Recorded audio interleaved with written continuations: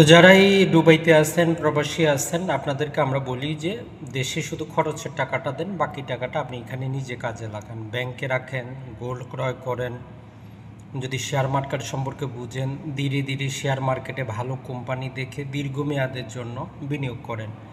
যেমন ধরেন যে লুলু আছে, লুলু শেয়ারটা বর্তমানে খুবই কম দামে চলতেছে, ফেস ভ্যালুর চাইতে কম। আপনার হাতে টাকা থাকলে 2000 দিরহামে ক্রয় করে রাখেন।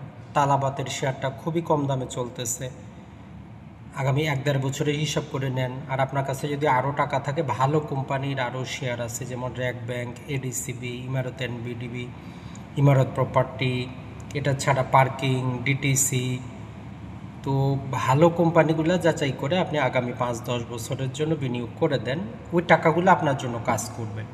তো মনে রাখবেন যে আসলে শেয়ার বাজারে দিনে দিনে টাকা ডবল করার চিন্তা ভাবনা নিয়ে আসবেন না। শেয়ার বাজার ছাড়াও অন্য যদি আরও বিনিয়োগ করতে পারেন, যেমন গোল্ড ক্রয় করেন, কোথাও পার্টনারশিপে অংশীদারি হন, অথবা দেশেও যদি আপনার আশেপাশে ভালো কোনো জায়গা জমি, কমার্শিয়াল জায়গা জমি বিক্রি হয়, মালিকানা দেখে সেগুলো ক্রয় করতে পারেন।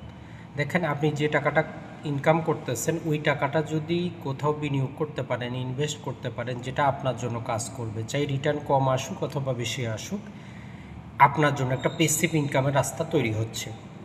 আর আপনি যে টাকাটা ইনকাম করে রাখতেছেন, এইটাকে যদি কিছু না করেন, বর্তমানে দ্রব্যমূল্যের ঊর্ধ্বগতি 8% হিসাব করলে আগামী 8 বছর পরে আপনার ওই টাকাটার কোনো দাম নাই, 1 লাখ টাকার কোনো দাম থাকবে না। তো এই জন্য আপনাকে সমস্ত কিছু বিবেচনা করে, যাচাই বাছাই করে, প্রবাসী হিসাবে আমরা বলবো, যদি আপনি 5 থেকে 10 বছর প্রবাস করার ইচ্ছা থাকে, তাহলে ধীরে ধীরে আপনি বিনিয়োগগুলো শুরু করেন বিভিন্ন জায়গায়। আর যদি শেয়ার মার্কেটের সম্পর্কে কিছু জানেন, যদি কিছু বুঝেন, বোঝার চেষ্টা করেন, ধীরে ধীরে শেয়ার বাজারেও বিনিয়োগ করতে পারেন।